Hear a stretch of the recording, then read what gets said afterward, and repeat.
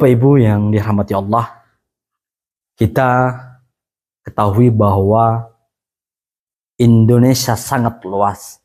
Indonesia mempunyai berbagai macam agama.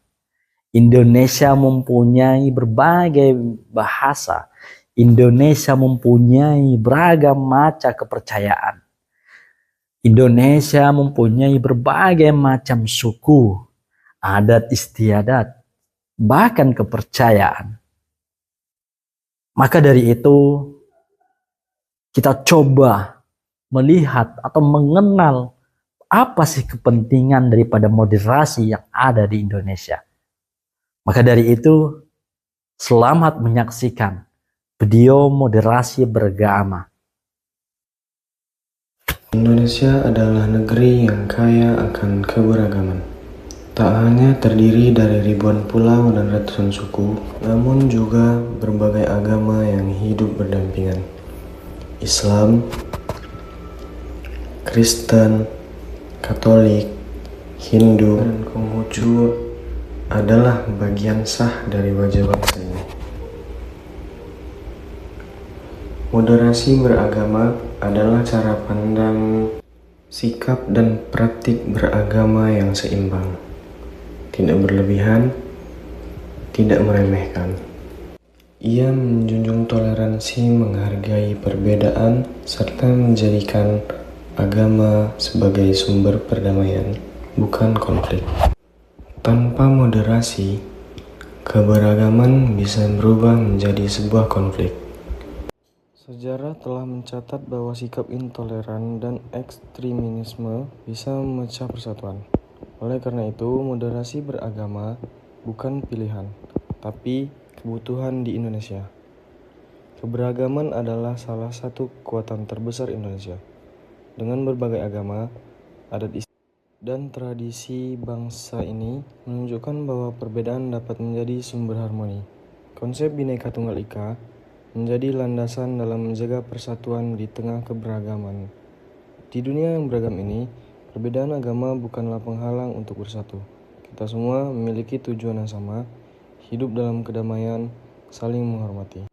Setiap agama mengajarkan nilai-nilai kebaikan, cinta, dan toleransi.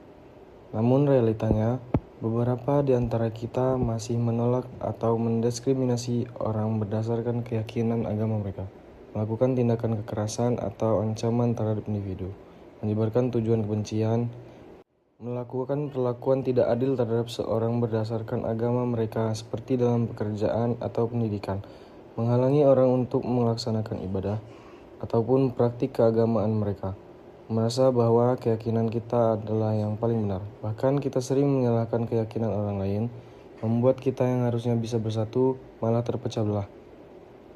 Maka di tengah hiruk-pikuk permasalahan radikalisme ini, muncul sebuah istilah yang disebut moderasi beragama. Apa itu moderasi beragama? Kata moderasi berasal dari bahasa Latin moderatio yang berarti kesedangan, tidak kelebihan dan tidak kekurangan.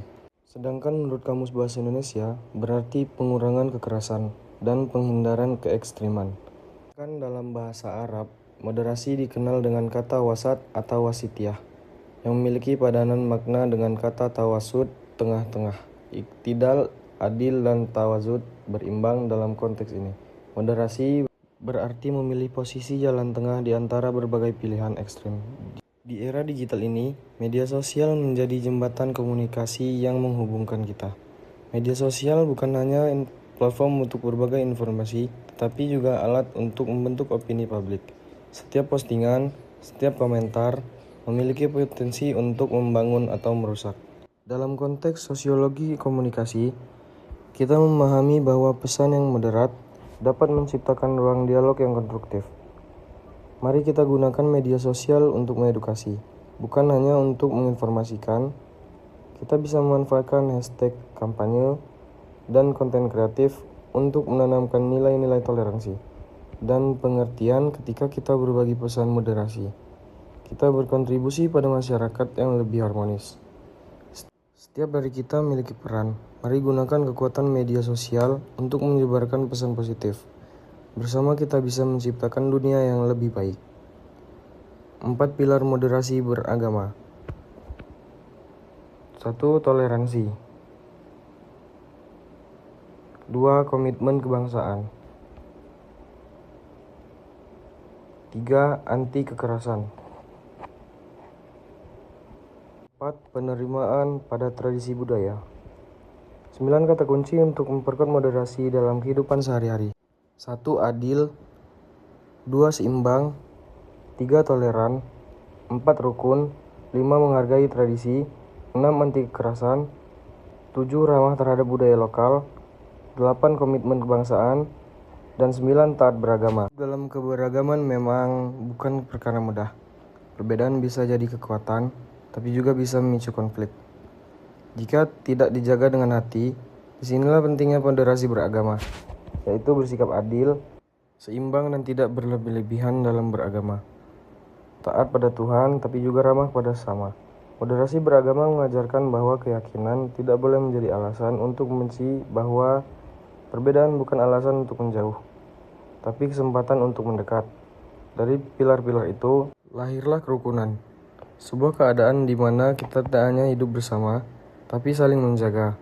Moderasi bukan melemahkan iman, justru menguatkan ajaran cinta kasih di setiap agama.